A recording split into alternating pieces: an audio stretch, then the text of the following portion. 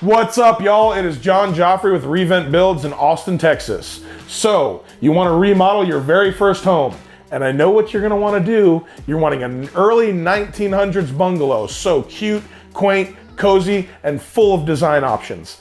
I am here today to tell you why you should never remodel a home that was built prior to 1980 for your first one. And here's many reasons why.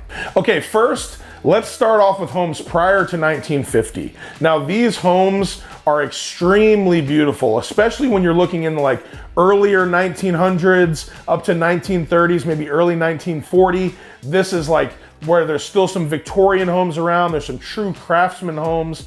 These are really beautiful homes. They're also really well built. But if you're walking into this as a first timer and you're looking and all you're focusing on is cosmetics, because really that's all you're gonna know around the first go. The things that are hiding beneath the surface are worse than Jaws. You are gonna spend at least 2, if not 3 or more times as much on the things behind the walls and under the foundation as you will to making this home beautiful with cosmetics. So the first thing that you're dealing with is a pier and beam foundation. Now, there are pluses and minuses to pier and beam foundations. They were pretty much used up until they were replaced by slab in about the 40s, 50s, but pretty much like 95% of homes that are built before 1950 are gonna be pier and beam. It is easier to get under the home and you can run utilities. If you don't have space in the ceiling, you can run HVAC ducts, you can run wiring, you can run all of your sewer, your water. There is a lot of space to work, which I love. So floor plan changes are easier. But we still have cast iron plumbing, which was very common in the early 1900s, which we'll get into in the later decade of when that was replaced with PVC. But cast iron plumbing in the ground is awful. That only has about a 40-year lifespan. Of course, those early 1900 homes, all of that cast iron plumbing is cracking, it's reached this age. So when the cast iron plumbing is suspended under the pier and beam, it's easy to replace, but it still is costly.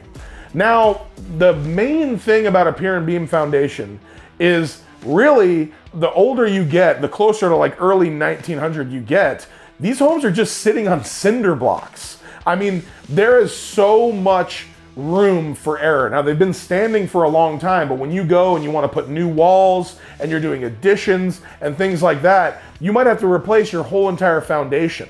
So a big plus about these homes is they are made out of the most high quality hardwood you can imagine. If you look at a 2x4, it was literally 2 inches by 4 inches. Now we've gone down to 1.5 inches by 3.5 inches.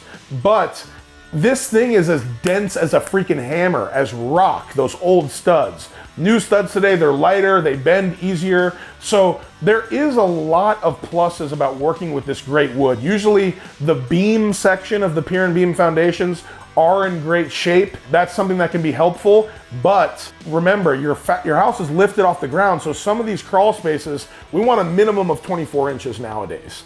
Some of them are sitting right on the ground, so if you have water and moisture that are corroding all of that wood and the beams of that foundation, that's another thing that you really need to look out for. There are some pluses that the foundation can be easier to level because you can just kind of go into your pain points and adjust that. This takes a specialized contractor. It takes specialized knowledge. When you're working with really any foundation, this is expensive and complicated work. A pier and beam foundation just adds more layers to that. Okay, now I brought up cast iron drain lines. Of course you want to replace these, but one of the biggest pitfalls that many people don't realize is if they did not use copper, which was commonly used in the earlier 1900s, they started using galvanized pipe. Galvanized pipe, again, the lifespan is about 30 to 40 years. If you have an old home that's been vacant for a long time and there hasn't been water in those lines, you really don't know the quality of those lines. And a lot of the time, if they're run underneath the foundation, not as big of a deal. But if they're in the attic, which is very common, that galvanized, which is a type of metal, it corrodes with water. It also is very susceptible to weather change. So it expands and contracts with heating and cooling. So these are notorious for having huge leaks. And this could be you go and you turn on your water. God forbid you did that at a later stage when you had a finished product. But even worse of a scenario is these limp along through your build, and then you go to sell it, you go to rent it, what have you, and then they bust or they leak. Galvanized water lines are absolutely atrocious. You want to replace that with, the bottom line is PVC, but we have a new material that's called PEX that holds up even better. Okay, now let's talk about the electric, the wiring in these older homes. Now the good thing is they used copper. Copper is what we use today for most everything. It's a great material. It holds up, it's very strong, it's long lasting, it's a great conductor. But the problem is, in the earlier 1900s, pre-1950, they wrapped their wiring in cloth sheathing.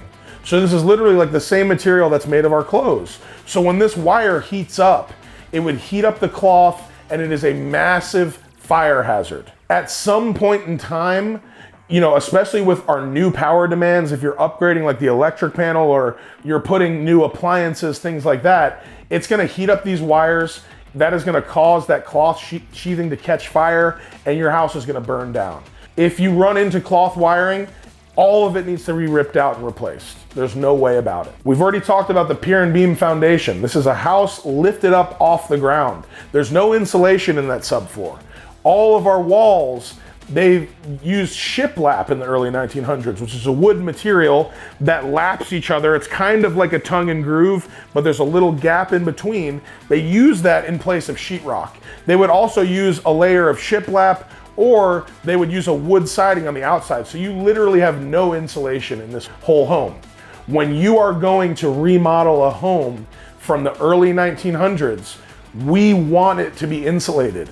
Now, you can insulate the subfloor, but if your walls aren't insulated, you've just wasted your time.